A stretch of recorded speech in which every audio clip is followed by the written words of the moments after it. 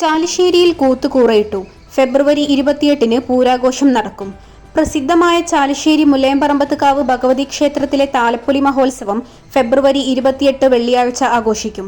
തിങ്കളാഴ്ച രാത്രി കൂത്തുകൂറയിട്ടതോടെ തട്ടകത്തിൽ ഉത്സവത്തിനുള്ള ഒരുക്കങ്ങൾ തുടങ്ങി.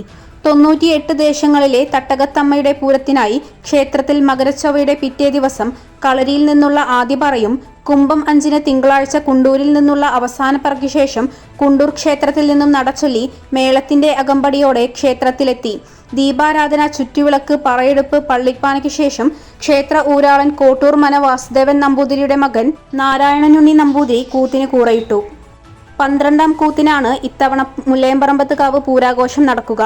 ഇനിയുള്ള ദിവസങ്ങളിൽ ക്ഷേത്രങ്ങളിൽ വൈകിട്ട് ദീപാരാധന, ചുറ്റുവിളക്ക്, വിശേഷാൽ പൂജകൾക്ക് ശേഷം കൂത്തുമാടത്തിൽ തോൽപ്പാവക്കൂത്തും നടക്കും. പൂരം വരെയുള്ള ദിവസങ്ങളിലെ പറയെടുപ്പിന് നിരവധി ഭക്തജനങ്ങൾ ക്ഷേത്രത്തിലെത്തും.